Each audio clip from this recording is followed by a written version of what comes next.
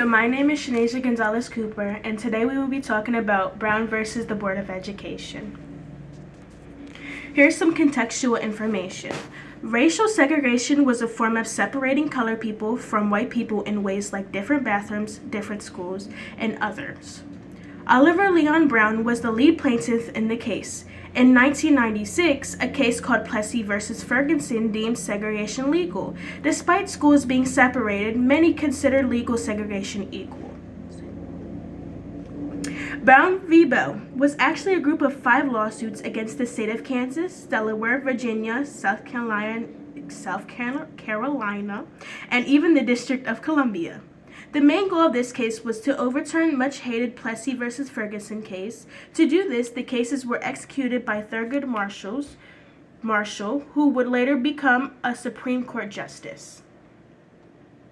To help litigate this case, Thurgood Marshall recruited the nation's best lawyers like Jack Greenberg, Robert Carter, and most notably Baker Motley, who was the first black woman to argue before the Supreme Court. They argued that segregation was a blatant violation of the 14th Amendment, which guarantees equal protection of the law. Though it took a while for the Supreme Court to come to consensus, they eventually voted anonymously in overturning legal segregation. And here we have a picture of the Supreme Court.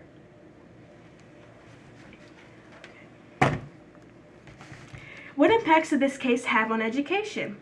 Well, the Brown versus Board of Education had such a major impact on America because the case ended legal segregation in public schools. This allowed children of color to have access to different opportunities that they previously didn't have access to, like scholarships, colleges. Though part of the world was still against this act due to racism, its positive effects for children of color are undoubtable. And connecting this case to equity. Even though this case was more connected to equality than equity at the time, it was able to pave way for equity in ways like more opportunities for higher education, some examples being scholarships, colleges, and many more. It also gave the people of color the same resources and teachings as white people.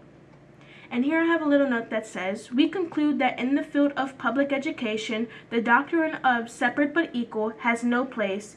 Separate educational facilities are inherently unequal.